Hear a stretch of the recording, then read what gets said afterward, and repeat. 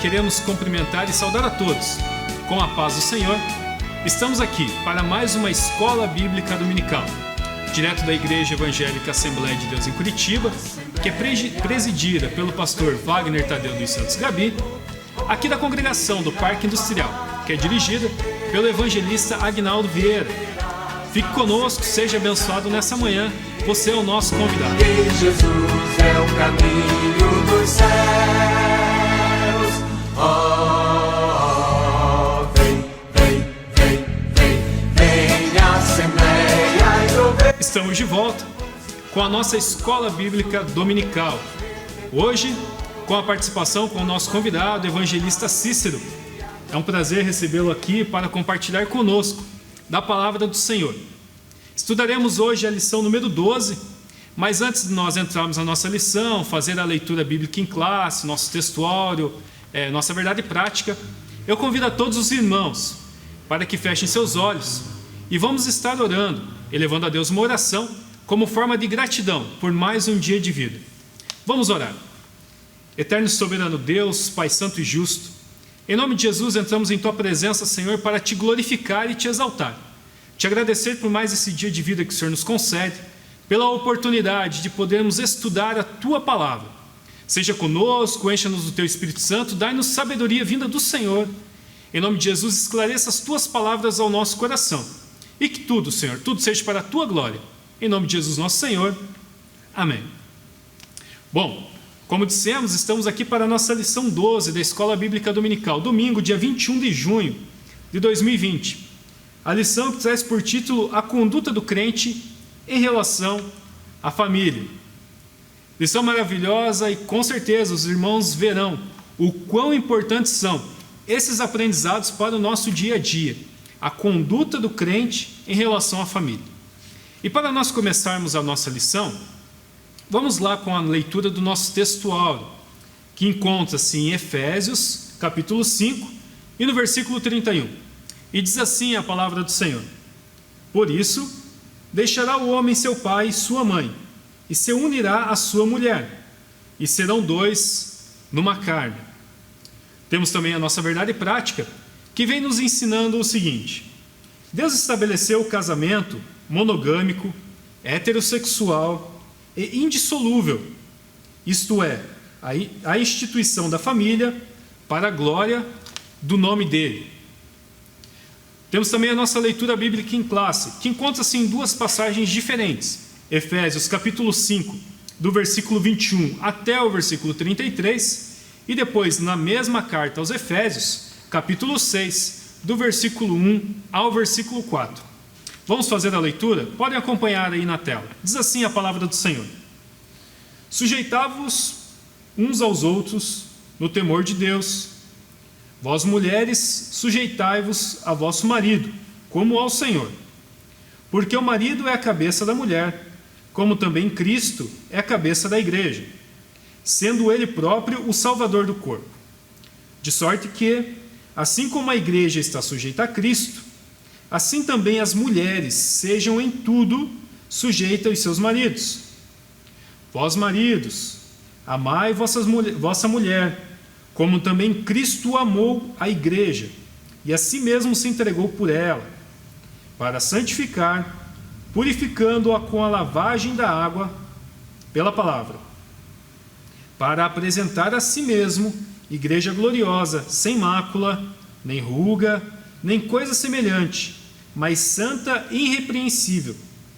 Assim devem os maridos amar a sua própria mulher, como o seu próprio corpo.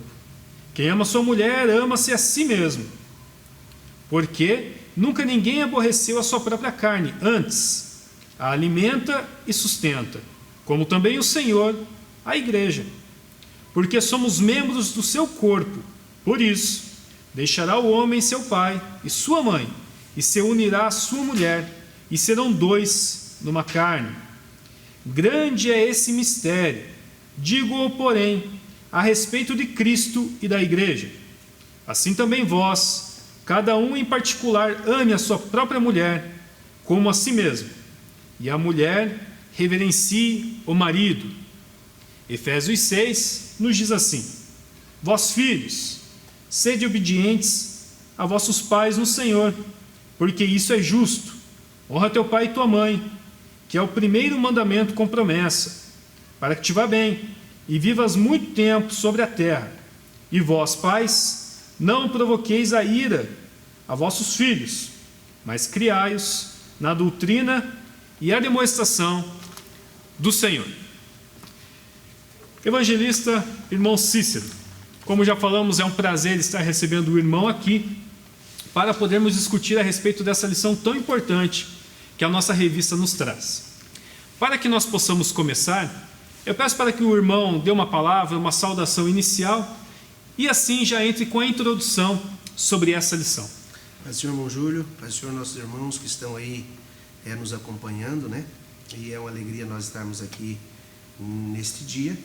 E quero agradecer à coordenação da Escola Bíblica Dominical por nos dar esta oportunidade.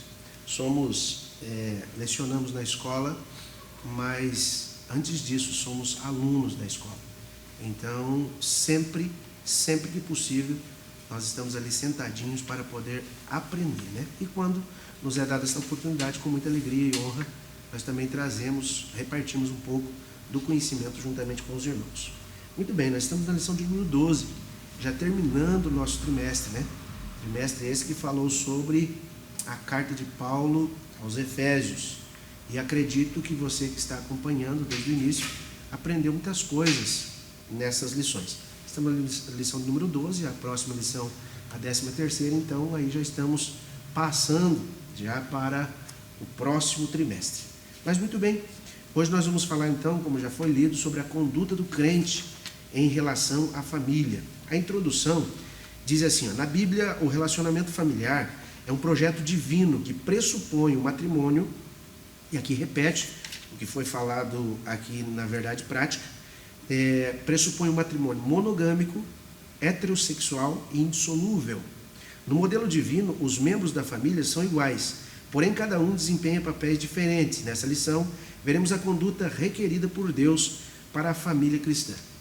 É tão interessante a gente olhar para aquilo que Deus fez, analisando em todos os aspectos o que Deus fez é perfeito. A sua criação, as coisas que o Senhor estabeleceu, todas são perfeitas. Dá errado quando o homem coloca a mão, mas o que Deus fez é perfeito. Desde a natureza, até mesmo aqui, agora nós estamos chegando na família. Olha bem, monogâmico, heterossexual, indissolúvel. O que é monogâmico? É o contrário de... monogâmico quer dizer um estado de quem tem um único cônjuge, ou seja, um homem que vive com a sua esposa, ou então a esposa que vive com o seu esposo, né? Diferente do camarada que ele é o que? Bígamo, ou seja, ele tem duas ou várias mulheres. Então esse não é o padrão estabelecido pelo Senhor. O padrão estabelecido pelo Senhor é que o homem, aqui daqui a pouco nós vamos ver, foi lido aqui também, na verdade, no texto áureo, o texto de ouro. Por isso deixará o homem seu pai e a sua mãe, se unirá à sua mulher e serão os dois uma só carne. Então, monogâmico, heterossexual, ou seja, é ao contrário de homossexual. Então, nesse caso, alguém pode estar olhando e dizendo, mas então, se houver alguém que está assistindo, pode ser que isso esteja acontecendo agora, e você não está dentro de um relacionamento no padrão bíblico. Talvez você vive um rapaz com outro rapaz e queira, talvez dentro dessa primeira explicação que eu dei aqui de monogâmico, dizer, não, mas eu vivo só com ele. Ou então, uma moça com outra moça dizer, não, mas eu sou fiel, eu vivo só com ela. Porém, não fecha. Por quê? Porque um casamento monogâmico e heterossexual, um homem e uma mulher, o que Deus fez é perfeito. Volto a dizer, volto a salientar que aquilo que Deus fez é perfeito, é maravilhoso. E indissolúvel em um mundo que nós vivemos, onde o casamento, os casamentos por aí, infelizmente, irmão Júlio, até mesmo dentro da igreja, não da igreja local, estou dizendo da igreja no sentido universal, da igreja, estamos aí tendo grande número de divórcios e separações dentro da igreja, mas no mundo isso sempre foi levado como normal. Já o que Cristo estabeleceu, o que Deus estabeleceu, não, é que o casamento seja indissolúvel indissolúvel. Então, a perfeição de Deus em pegar um homem, uma mulher diferente, vindo de famílias diferentes, gosto diferente, talvez os hábitos diferentes dos pais, das mães dele e dela, e se unem os dois. E ali agora então eles começam, se tornam uma só carne, eles começam a sua vida a dois, virão os filhos, virão a frutificação, virão a prosperidade, e aí lá para frente virão os netos, enfim, a vida continua, mas o projeto de Deus é a família, o projeto de Deus, um casal, e ali então iniciando uma nova família. Então no modelo divino, esses membros da família, que nós vamos ver daqui a pouco, são iguais, porém cada um desempenha papéis diferentes. Nessa lição, conforme já lemos, nós vamos ver a conduta requerida por Deus para a família cristã. Que bênção! E a gente sabe que esse é um grande projeto de Deus, é a família. É algo do qual o Senhor tem grande estima, que é pela nossa formação familiar, segundo esses critérios que o irmão leu, que a Bíblia nos traz, né? E que se não cumpre esses critérios, monogâmico, heterossexual e insolúvel, se não cumpre um dos parâmetros, já está fora desse plano, desse projeto que Deus instituiu. Então isso é grande bênção. E quando a gente já vai entrar no primeiro tópico, a gente vê que Paulo, na sua carta aos Efésios, ele já começa enaltecendo esse casamento, né? Comparando o relacionamento do homem e da mulher ao relacionamento de Cristo com a igreja. E que responsabilidade Paulo deixa para nós maridos, falando que nós devemos amar e cuidar da nossa esposa assim como Cristo cuidou da igreja. Mas é a nossa responsabilidade e a grande lição que a Bíblia nos traz. E entrando no primeiro tópico, irmão Cícero, ali já vem trazendo para a gente a conduta do crente como marido. Então agora eu quero deixar esse tempo para que o irmão possa falar o que a revista vem nos trazendo de orientação para o marido. Muito bem, então nós vamos aqui estar, talvez você está com a tua lição em casa, e eu gosto de ler porque com isso a gente valoriza, né, a lição que você tem, o material que você tem, e aí pode até anotar algumas dúvidas, quem sabe aí para frente essas dúvidas caírem. Então o papel do marido como líder da família. Na Bíblia, a ordem de autoridade é observada do seguinte modo: Deus é a cabeça de Cristo. Como diz o irmão Júlio aqui, vamos dizer que Paulo ele coloca de uma forma, e que alguns querem distorcer, como sempre querem distorcer, fazer as coisas um pouquinho diferente, achando, por exemplo, como eu vi um versículo aqui que diz que, olha aqui, ó, verso de número do nosso, o 33 da leitura bíblica em classe, diz: assim também vós, cada um em particular, ame a sua própria mulher como a si mesmo, e a mulher reverencie o marido. Então algumas pessoas querem pegar isso aqui, dizer que a Bíblia, como é isso, ordena que a mulher reverencie o seu marido, ou então que ela seja submissa. Eles pegam isso e colocam lá assim num caráter de que ela tem que ser praticamente escravizada. Não é isso. Quando você entende o que a Bíblia está dizendo, você vai ver que Paulo foi um dos primeiros que colocou a mulher em uma posição de destaque. Jesus fez isso. Colocou a mulher em uma posição de destaque. De lá para cá, a igreja vem reconhecendo o valor da mulher. E claro, essas orientações servem de um parâmetro desde lá em mega, um parâmetro mega lá em cima, e vem até minimizar. Vamos colocar lá o casal dentro da casa. Você vai aprendendo com isso, vai se identificando com isso, porque para aprendermos, às vezes, não é fácil. Quando nós falamos aqui a respeito de que o Senhor pega ou permite que uma mulher diferente, a sua cultura, os seus costumes, o jeito que ela cresceu, o que ela entendia, e um homem de outro lado também diferente, seus costumes, o jeito de ser criado, enfim, e quando se une, às vezes, até que as coisas se ajeitem, demora um pouco. E algumas pessoas, eles acabam abandonando o barco antes que as coisas fiquem boas. Nós estamos em um casamento, eu e minha esposa, ela está aqui há 23 anos, vai para 24 anos, e vou dizer que tanto eu quanto ela já erramos, porém hoje é um casamento melhor do que era antes. Por quê? Porque o decorrer da caminhada vai nos aperfeiçoando, e há pessoas que logo de no primeiro embate, ele acaba abandonando, e isso é trágico, é o que nós vemos por aí. Mas o papel do marido como líder da família, a relação dentro do lar, olha como Paulo coloca. Ele coloca então que Deus é o cabeça de Cristo, Cristo é a cabeça do homem e o homem é a cabeça da mulher. A relação dentro do lar é explicada na frase: o marido é a cabeça da mulher, como também Cristo é a cabeça da igreja.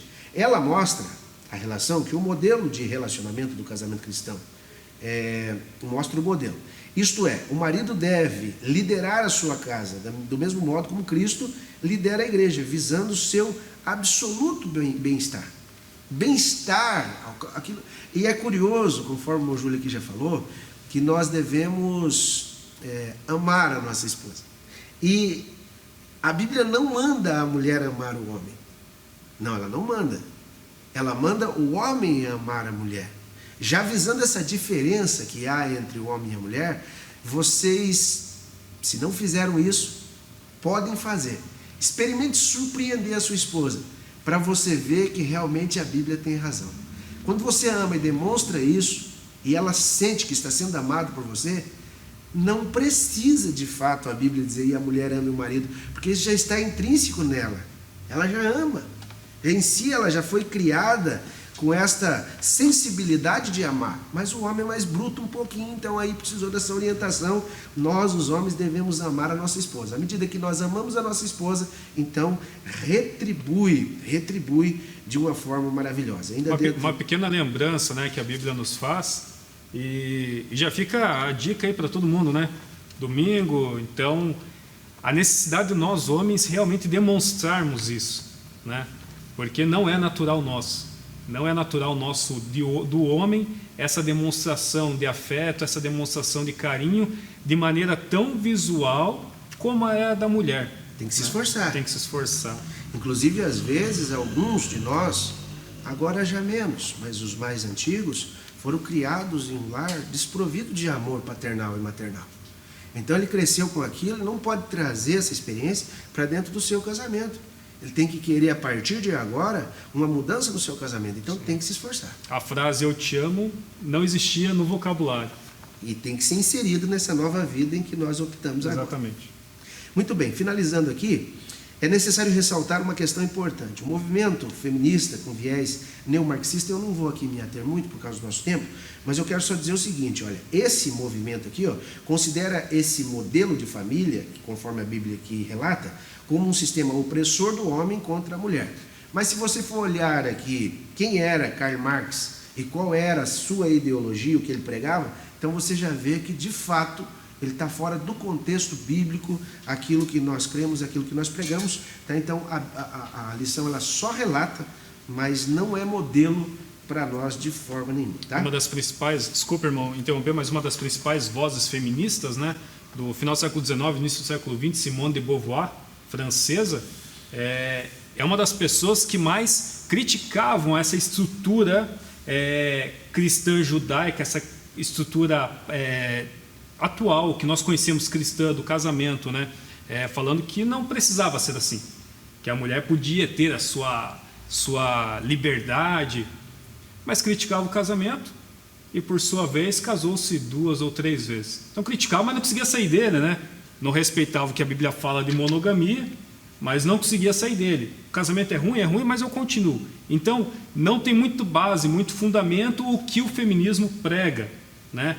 É melhor ficar com o que a Bíblia ensina, os padrões bíblicos, que vai trazer para a gente felicidade e sustento duradouro em nossa relação familiar. Inclusive, se casou 2 ou 3 vezes, não saía dele, mas não conseguia acertar. Exato. Justamente por não mudar o seu pensamento. Por não saber os padrões, não seguir os padrões. Se o padrão fosse bíblico, seria indissolúvel. Apenas um e para sempre.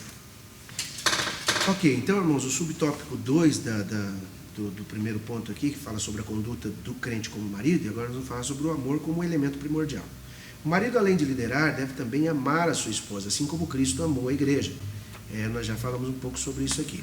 Na hora que chegar ao lado da esposa, eu quero contar para vocês alguma coisa, coisas que acontecem no nosso dia a dia, que é importante você ouvir. Eu principalmente gosto de ouvir e adicionar à minha vida, se for bom, né?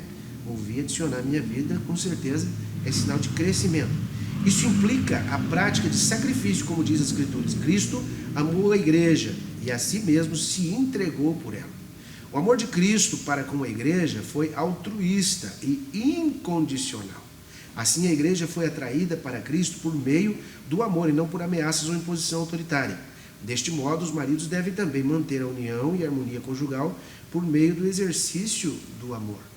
Então, a gente já comentou sobre isso aqui, a respeito da pessoa, às vezes está vindo de um lar todo desmantelado, né? Onde você era testemunha, seu pai e a sua mãe brigando, ou até mesmo às vezes se machucando um ao outro, e isso dá um fim, irmãos, quando a gente vem para Cristo. Quando você inicia a tua vida conjugal, a tua vida familiar, você vai pegar aquilo que foi bom. Claro que existem exemplos de pessoas que viveram em um lar, cresceram em um lar de harmonia, um lar cristão, e você vai adicionar ao teu casamento. Porém, existem coisas que tem que ficar fora. E o esforço para que você possa ter o teu lar rodeado de amor, o amor de Cristo, para que os teus filhos vejam o carinho teu para com a tua esposa, é importantíssimo para que o casamento deles venha a ser um casamento completo, um casamento que dê certo, também, né? Tendo como exemplo o casamento dos pais. Terceiro tópico, subtópico, o cuidado do marido ou a esposa. A Escritura enfatiza que a esposa é parte do marido, ao declarar: quem ama a sua mulher, ama-se a si mesmo. Você já pensou nisso? Olha só que coisa profunda, que às vezes quando a gente não quer, ou quando alguém não quer, passa correndo, lê por cima. Mas quem ama a sua mulher, ama-se a si mesmo. Acrescenta ainda que toda pessoa mentalmente saudável cuida do próprio corpo, que significa que o marido deve dar atenção à sua mulher, do mesmo modo que atenta para consigo mesmo. E elas têm, irmãos, as queixas delas. Por exemplo, elas têm que ser ouvidas às vezes, porque geralmente o homem ele pensa que está fazendo certo, mas só que você está fazendo certo sob o teu olhar. Você está fazendo certo da maneira que você acha que é, mas para ser certo, tem que ouvir ela, sentar e ver o que ela está achando, a avaliação da sua esposa para a tua conduta. Você vai se surpreender se você fazer isso, porque daí então ela vai mostrar os pontos aonde você tem que melhorar, coisa que às vezes você nunca imaginou, coisa que às vezes você nunca pensou que estava sendo, no mínimo, não agradando ela. Então, quando você ouve, você vai se surpreender. O que acha disso, Muju? Já fez isso? Nós como maridos, nós temos o costume ou o hábito de ver tudo da forma macro, né? Nós vemos tudo muito de maneira superficial. Agora a mulher, as esposas, não, elas veem as coisas no detalhe. E quando nós falamos que elas veem as coisas no detalhe, elas veem no detalhe também a questão de sentimento, de relacionamento. Então, muitas vezes, como o irmão falou, a gente pensa que está agindo da forma correta, mas estamos agindo na nossa concepção masculina. Quando nós olhamos ou tentamos entender o que de fato está acontecendo ao olhar da nossa esposa, a gente vê que a gente sempre fica devendo alguma coisinha como marido. E dá diferença. Por isso que eu disse, perguntando a ela, muitas coisas a gente vai aprender, porque dá diferença. O que eu estou fazendo, está certo? Acho que está certo. Porém, às vezes, não está. O irmão falou que está com 23 anos de casado. Eu estou com 11 anos de casado. E achei que já estava tudo tranquilo. Os dois se conhecendo e já está tudo certo. Mas, aos poucos, conforme vai passando o tempo e nós vamos tendo algumas conversas, a gente vê que sempre há alguma coisa onde nós, maridos, possamos melhorar, principalmente na questão de demonstração de carinho, de dar mais ouvido, e não é somente escutar, mas é ouvir com atenção e interagir com o que a esposa quer passar. Então tudo isso a gente aprende com o tempo, porque não é natural nosso, não é algo normal, habitual para nós homens. Então a gente precisa desenvolver essa parte. É preciso assim a gente no decorrer da caminhada ir tirando um pouco de cada um. Eu sempre falo, a gente tem assim uma certa facilidade com construção, já trabalhei com isso. A hora que você vai colocar uma porta, um caixilho, mesmo que você ajuste o caixilho bem certinho no lugar, trava ele, aí você vai colocar a porta, é preciso às vezes tirar um pouquinho, tem uma ferramenta própria, para que tire um pouquinho da porta. Você fez direitinho, nas medidas certas, mas pode ser que de um dia para o outro o tempo umidificou um pouquinho, inchou o caixilho ou então a porta, e não está fechando. Então tem que tirar um pouquinho da porta. Aí de repente você vai lá, mexe no caixilho, tira na porta, até que vem Fazendo fechar. ajustes com o passar do tempo. Isso. No caso nosso, muitas coisas que às vezes a gente não gosta, tem que abrir mão para a felicidade dela, e fazendo isso, certamente ela vai fazer coisas que venham a proporcionar a felicidade nossa. Se o casamento é um grande mar e a nossa forma de agir é um barco a velas, se você posicionou a vela de uma forma no começo dessa viagem e não mexer mais com essa vela, não vai sair do lugar. Vai chegar no momento que vai começar a girar, vai ficar à deriva, porque o vento vai soprar para outros lados. Então é necessário ir ajustando essa vela, para que esse barco continue a navegar da forma correta e chegue no destino, que é aí uma vida inteira plena, com um casamento saudável à luz da Bíblia. Muito bem, irmão Júlio. Aqui, finalizando, parte disso a gente já comentou, não se limita, olha, essas ações de cuidado não se limitam apenas às provisões materiais, né? Porque esse também, quer queira ou não, tem aquele negócio assim que a gente pensa, não, estou fazendo o que tem que ser feito. Afinal de contas, o casamento ele precisa de uma estrutura, né? Precisa de uma estrutura. Lá já, olha como eu disse, que Deus é perfeito. Aqui o nosso texto áureo diz, por isso deixará o homem, o seu pai e a sua mãe, e se unirá à sua mulher, serão os dois numa carne.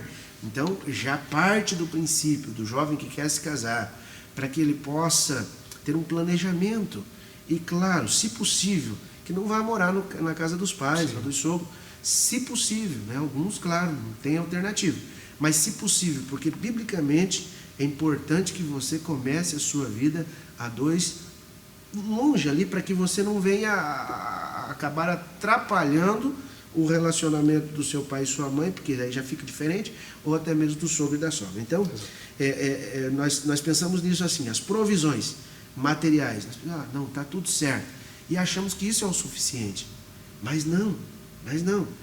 Igualmente, tem que dar também a provisão ao afeto, a consideração e a honra, dentre outras.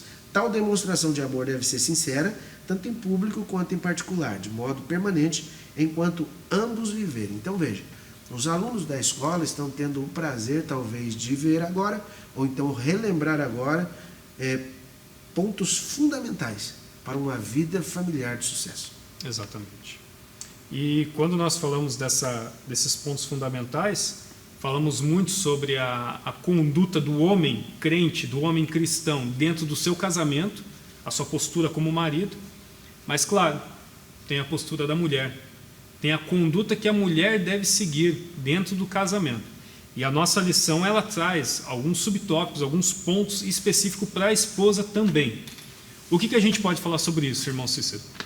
Então, agora nós vamos falar sobre a conduta da crente como esposa, que de igual modo lá no princípio falamos que todos têm as suas obrigações dentro do lar. Então, vamos falar sobre a conduta dessa esposa cristã. De acordo com a analogia paulina, em relação ao matrimônio, a mulher casada é comparada à igreja de Cristo. Nesse ponto, veremos a conduta requerida da esposa cristã. Porque nós temos direitos e deveres. Tanto o marido tem o seu direito, como tem o seu dever. E a esposa também tem o seu direito e o seu dever. É importante que cada um de nós venhamos a ficar dentro dessa linha. Porque aí você não vai, assim, de certa forma, adentrar dentro dos direitos da outra pessoa, e isso não é bom. Acho que é bom quando é respeitado, existem os parâmetros, e conforme a Bíblia diz, se nós fizermos direitinho, não tem como dar errado. Vai dar certo, Sim. Mas nós precisamos fazer direito. Então, o conceito da submissão cristã, qual é o conceito? Qual é o conceito dessa submissão? Que alguns pintam como algo errado, um ponto negativo. Não, se você for ver, a submissão bíblica, ela é maravilhosa. As Escrituras ensinam a sujeição de uns aos outros no temor de Deus. Nessa perspectiva, alguns exemplos de submissão são apresentados das esposas aos seus maridos, dos filhos aos seus pais, dos servos aos seus senhores. No caso das esposas, a submissão deve ser assim: como a igreja está sujeita a Cristo. Olha como é maravilhoso.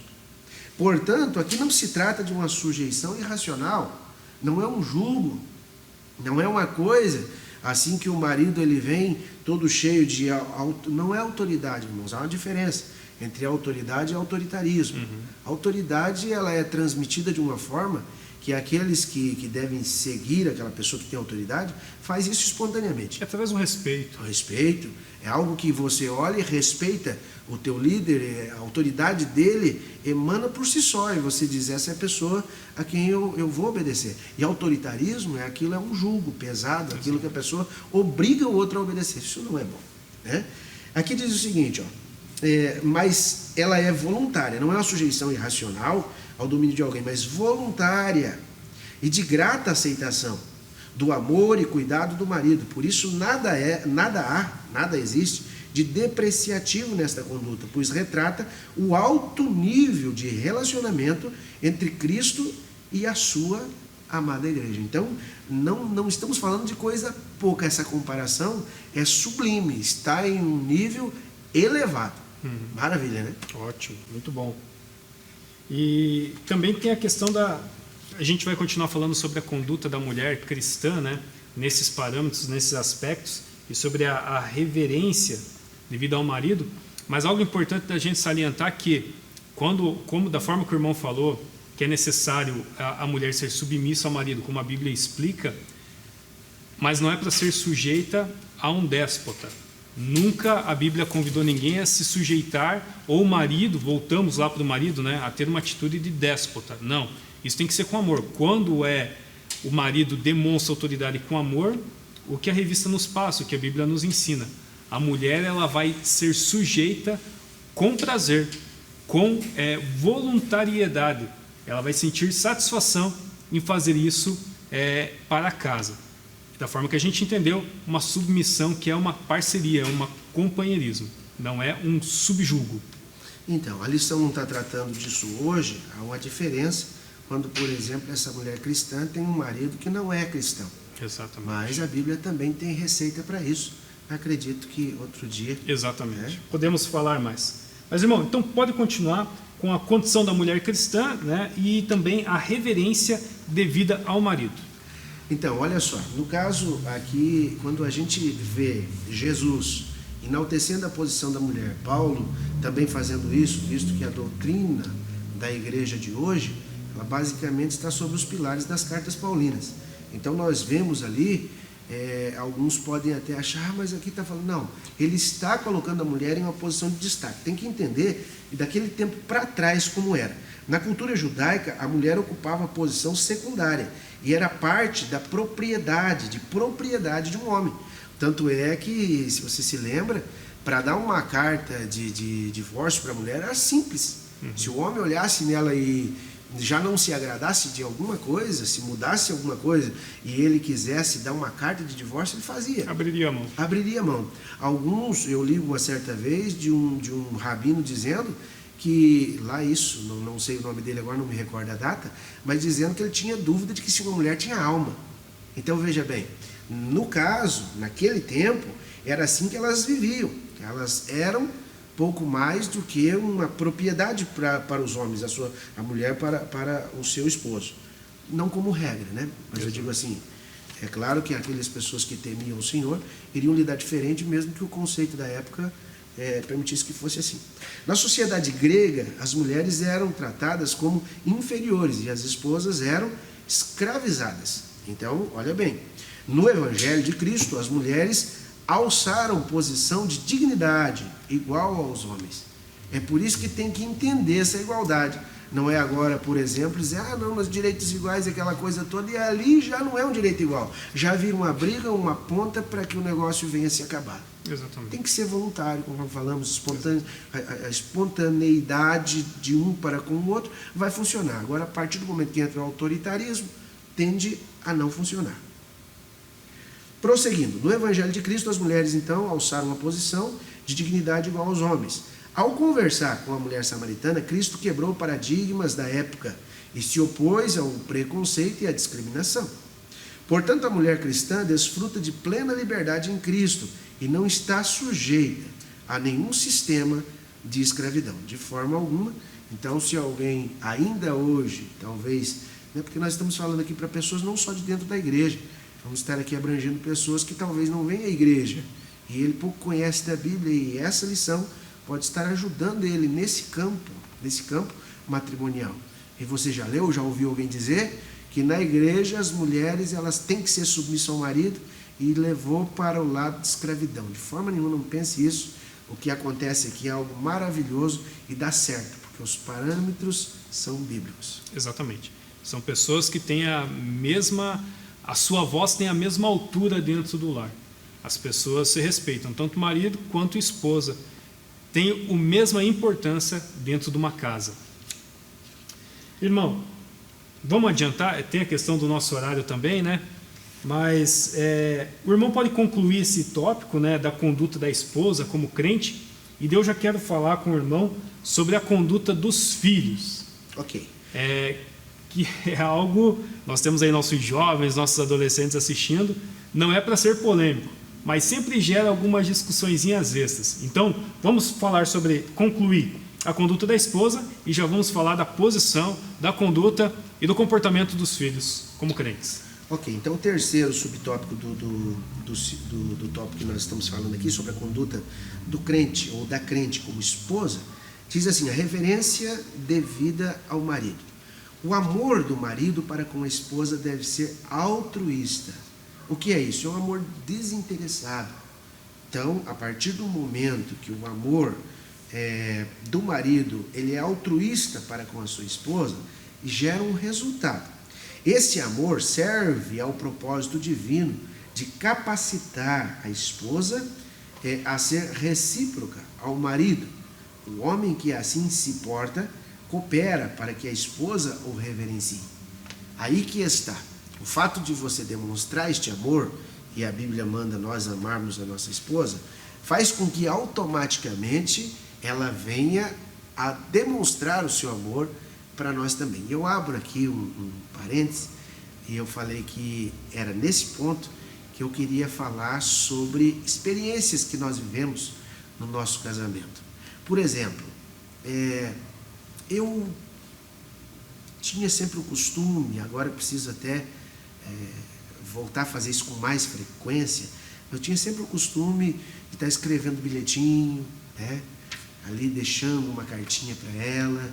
Às vezes no horário do culto, eu chegava um bilhetinho na minha mão, eu ia ver, né? Essa troca de carinho, assim, irmãos, isso é maravilhoso. É uma coisa íntima, particular da gente, mas é maravilhoso. Você está aguando o relacionamento, não está deixando a plantinha do relacionamento conjugal ficar ali sem vitamina, que as folhas dessa plantinha venham ficar amarela, as raízes secas. Então, com isso, você está fazendo com que o teu casamento ele não fique restrito só dentro da sua casa, mas na igreja, enfim, aonde você estiver, você está sempre regando o seu casamento. E, claro, vou deixar uma dica aqui, hoje está mais fácil de fazer isso, sabe, se o marido acordar primeiro, deixar uma cartinha ali, e quer ver um negócio infalível, se puder, põe uma notinha dentro da cartinha, sabe, ou 50, ou 100. A esposa pode fazer isso também. Ela pode? Pode. Mas geralmente... Não é só o marido. Quando isso acontece, vou te falar para você, eu fiz isso uma vez, por que eu estou contando aqui? Porque quando eu voltei, tinha até pudim na geladeira. Por quê? Porque ela ficou o dia inteiro pensando naquilo. Puxa vida, olha só, eu levantei e saí para o trabalho quando ela acordou, então ela ficou o dia inteiro pensando naquilo. E aí o fato de você demonstrar o teu amor, volta para você, volta. Agora a gente tem que perguntar para a irmã, né, se com essa notinha que ele deixou no bilhete não era a notinha e a receita do pudim, né? Aí... Inclusive, agora é Dia dos Namorados, eu fecho com isso, agora é Dia dos Namorados, eu procurei fazer uma surpresa para ela. Fiz sair, procurei fazer uma surpresa, fiz uma cesta de alguma coisa ali e tal, de guloseimas, e daí disfarcei e dei uma caixinha de bombom para ela. Eu vi a frustração no rosto dela. Eu vi que não agradou aquela caixinha. Mas a caixinha era só um engano mesmo, porque a cesta era para outro dia. Então, no dia anterior, eu dei para ela uma caixinha de bombom, ficou por aquilo mesmo, mas no outro dia, aí eu surpreendi com aquilo que realmente eu preparei para ela. Rapaz, de noite, mas eu recebi um jantar, coisa de Masterchef. Olha a dica aí. A mesa preparada, e vou dizer mais, irmão Júlio, isso é importante aqui a gente falar, Porque às vezes as pessoas acham que para você fazer isso ou viver isso tem que ter dinheiro, e é bobagem. Porque o que vale ali não é questão de ter dinheiro. A questão é o carinho que coloca ali numa mesa simples, mas de repente com toques, igual nós falamos aqui, femininos, uma flor na mesa, um prato diferente, uma comida preparada para a gente, alguma coisa, uma taça ali, enfim, para beber um suco. Aquilo é algo espetacular. E não precisa gastar muito. Voltamos a falar. Elas olham os detalhes, né? É isso que vai chamar a atenção. Por isso que deixa a gente meio bobo quando você olha e diz, como que eu não vi que isso aqui, como que ela pôde fazer tudo isso? E partiu tudo do quê? De você primeiro dar, demonstrar, Exatamente. Aí volta como uma avalanche para o nosso bem-estar. Exatamente. E em meio a tudo isso, tem a rapaziada, tem a meninada aí, tem os filhos. Qual é a posição dos filhos dentro do casamento, dentro da família, segundo os parâmetros bíblicos? O que a lição nos traz? Então vamos lá. A conduta do crente como filho. Então atenção aí aos nossos jovens, enfim, aos filhos. A responsabilidade dos pais. Os pais devem criar os seus filhos na doutrina e admoestação do Senhor. A palavra doutrina ou disciplina no grego aqui, tem aqui a definição, significa orientação ou treinamento para o desenvolvimento do caráter e pronta obediência das normas. Já a palavra admoestação, ela quer dizer instrução ou advertência, que faculta a distinção entre o mal e o bem. Além dessas exortações, cabe aos pais estabelecer os parâmetros da conduta e reagir contra a desobediência dos seus filhos. Aqui, irmãos, é algo que ainda, daqui a pouquinho nós vamos falar mais propriamente para os jovens, mas aqui estamos falando para os pais. Eu me lembro, eu estou com 45 anos, não faz tanto tempo isso, mas eu me lembro quando a gente era criança, como era a criação dos filhos, ou melhor, o respeito que nós tínhamos com os pais, por exemplo, uma conversa na sala, que a gente não entrava no meio da conversa, não passava no meio, né? Hoje, a gente vê como isso mudou, e infelizmente em alguns lares, quem dá as ordens não é mais os pais, é os filhos. E eu não estou dizendo de filhos crescidos, Sim. Estou falando de crianças, pequeninos ali, que a partir do momento representa que eles começam a testar o pai, começam a testar a mãe. E à medida que eles acham lugar, eles começam a crescer e infelizmente sempre para o lado ruim. Exatamente. Sempre para o lado ruim. É por isso que a Bíblia ela diz, olha, fustiga o teu filho com a vara. Mas parece uma perversidade. Não, nada disso. Diz que fazendo isso, livrará a sua alma do inferno. Então, uma coisa é você espancar. Isso nós não estamos defendendo. Outra coisa é você educar.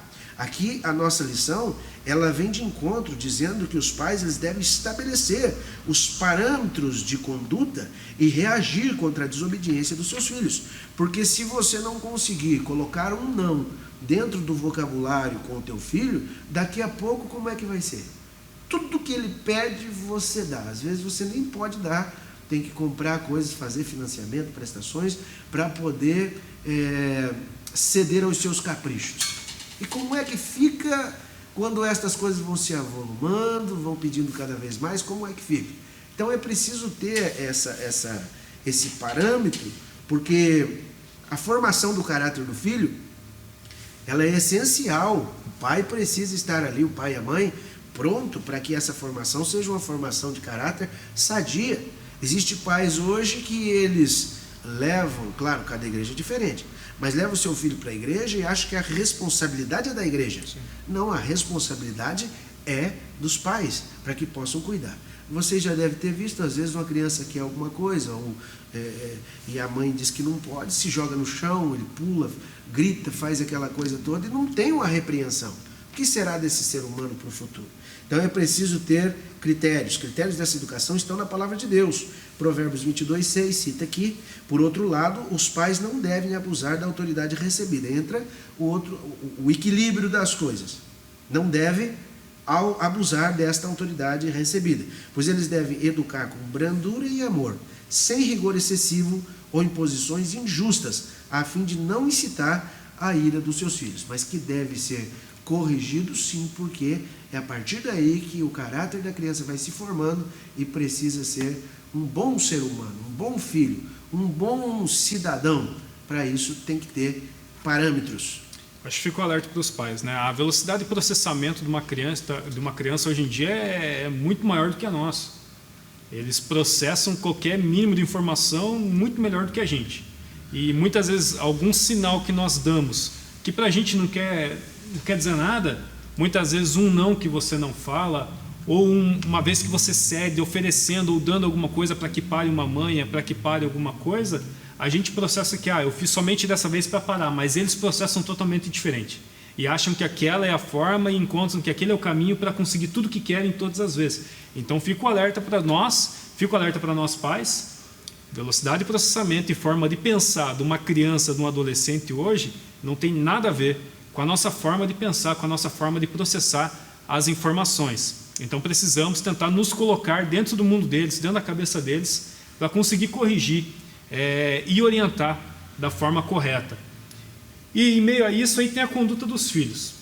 Qual é a orientação para eles? Muito bem, então a conduta requerida dos filhos agora. O dever dos filhos é apresentado de forma objetiva pelo apóstolo. Vós, filhos, sede obediente aos vossos pais. Irmãos, jovens, vocês que estão vendo nesta manhã de domingo, a obediência às vezes também requer um treinamento. Às vezes o nosso DNA, não é o teu, o nosso DNA, ele pende para o lado ruim. Mas se você for olhar, se você for analisar a Bíblia, você vai ver que a obediência é algo que agrada o coração de Deus. E Deus é Pai. Da mesma forma, você quer agradar o teu pai, quer agradar a tua mãe, seja obediente para o seu pai e para a sua mãe. A Bíblia diz que nós devemos ser obedientes aos nossos pais. A explicação para essa postura é categórica, porque isso é justo. Ela segue a ordem natural divinamente estabelecida, pois Deus deseja que os filhos confiem na sabedoria dos seus pais. Para ratificar este ensino, o apóstolo cita o 5º mandamento: honra o teu pai e a tua mãe. Assim os filhos devem obedecer e honrar os seus pais. Logo, obedecer significa cumprir o que é ordenado. Cumprir o que é ordenado. E honrar envolve amor, respeito e até mesmo sustento no caso de necessidade. Olha, eu não sei como é que você cresceu. Eu não sei como foi a criação tua ou como está sendo a tua criação. Talvez você pode dizer: os pastores falam isso porque não conhece o meu pai, porque não conhece a minha mãe. Por mais pior que ele ou ela seja, continua sendo o teu pai, continua sendo a tua mãe. E o que a Bíblia diz é que deve a eles obediência. Portanto, a obediência é devida enquanto os filhos viverem sob a tutela dos pais, e a honra é um dever para toda a vida. Viu aqui? Por exemplo, enquanto eles estão sobre a nossa tutela, ou embaixo do nosso teto, no convívio familiar, pai, mãe e filhos, eles devem ser obedientes. E o respeito, já em contrapartida, segue avante. Leva para a vida inteira. Para a vida toda. Mesmo depois que eles saírem de dentro do convívio familiar, ali então eles vão estar casados, constituindo a sua própria família, mas ainda deve continuar honrando o seu pai, honrando a sua mãe, porque isso é um mandamento. Se assim proceder, vai dar certo. É o mandamento com promessa, que a gente encerra ali a lição, e o subtópico 3 fala, né? Que esse honrar o pai e mãe é um mandamento com promessa. E que promessa é essa, irmão? E depois já vamos para a conclusão. Então, aqui diz que aos filhos que obedecem em honra os seus pais, uma promessa dupla lhe é assegurada, para que te vá bem. E aqui não especifica uma área, fala para que você te vá bem em todas as áreas da tua vida e vivas muito tempo. Então você tem aqui a promessa de ser uma pessoa próspera e ter uma longevidade, é isso? Sim. Uma vida longa. Porque obedecer aos pais, talvez, irmão, você está plantando para toda a tua vida. Naturalmente, pode acontecer que os filhos se vão antes dos pais. Porém, naturalmente, os pais vão antes dos filhos. Eu hoje aqui já não tenho mais o meu pai e a minha mãe, mas se tenho sido abençoado por Deus, porque eu plantei a obediência lá atrás. Então, até quando perdurar a minha vida, vou estar colhendo aquilo que eu plantei, ser obediente aos meus pais. Então, seja obediente ao seu pai e à sua mãe, você que tem o privilégio de ter o seu pai e a sua mãe junto com você. Essas bênçãos incluem prosperidade exterior e vida longa. Embora as dádivas espirituais estejam implícitas, a ênfase recai sobre os benefícios materiais. Significa que ao obedecerem e honrarem aos seus pais, os filhos submetem-se ao arbítrio de Deus e que, segundo o beneplácito da sua vontade, as recompensas com benesses especiais. Isso quer dizer que o beneplácito de Deus é a aprovação de Deus. E benesses é um lucro fácil. Um lucro fácil, essa é a tradução dessa palavra, que não depende de trabalho. Claro que você vai trabalhar, mas você já tem uma promessa de lucro fácil, ou melhor dizendo, uma vida melhor, traduzindo, uma vida melhor se você simplesmente honrar e obedecer aos seus pais. Com essa explicação, já animou muita gente em começar a honrar o pai e mãe cada vez mais, né? Essa promessa de vida melhor, de vida longa sobre a terra. Não sabia disso ainda? Pois é, a Bíblia nos garante. Irmão, concluímos essa lição. Traz aí os seus comentários finais, por favor. Vamos concluir então. Eu quero agradecer novamente a coordenação da Escola Bíblica por ter nos proporcionado essa oportunidade. Louvo a Deus pela vida de cada um dos irmãos aqui da IAD do Parque Industrial, né? Nosso pastor Aguinaldo, o qual nos recebeu, tanto a mim quanto a minha família, e eu louvo a Deus pela vida de cada um dos irmãos. Claro, a gente vai conhecendo, à medida que vai conhecendo, vai ficando cada vez melhor, né? A conclusão diz, no modelo divino, todos os membros da família cumprem deveres específicos. O marido tem o dever de liderar e amar a sua esposa. A esposa, o dever de submeter-se e respeitar a liderança do seu marido. Aos pais, o dever de educar os seus filhos segundo as Escrituras. Aos filhos, o dever de obedecer e honrar os seus pais.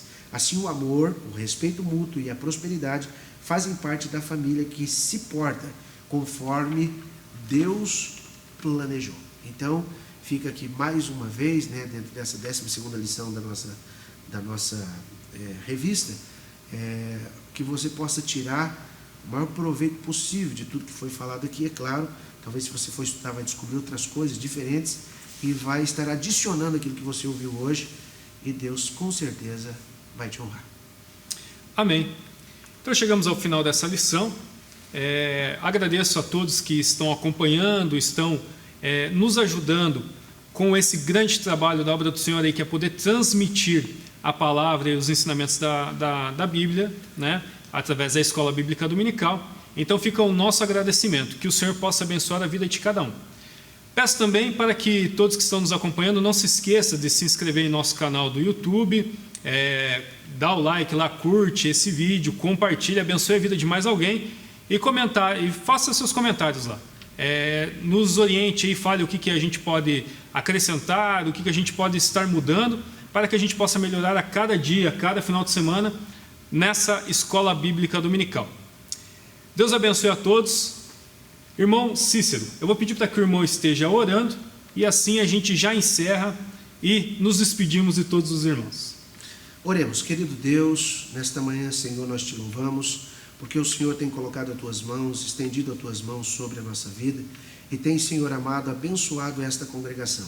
Te louvamos, ó Deus, que através, Senhor, deste meio de comunicação, podemos adentrar na casa de alguém, Senhor, que não participa da igreja, mas ele está lá com o seu coração aberto, a sua alma voltada para o Senhor. E que nesta manhã, Senhor, o Senhor possa entrar, através do teu Espírito Santo, e realizar a tua obra. Continue conosco, nos guardando, nos abençoando, direcionando-nos, Senhor, nas nossas ações, guiando-nos em tudo, em nome de Jesus, para a tua glória. Amém, Senhor.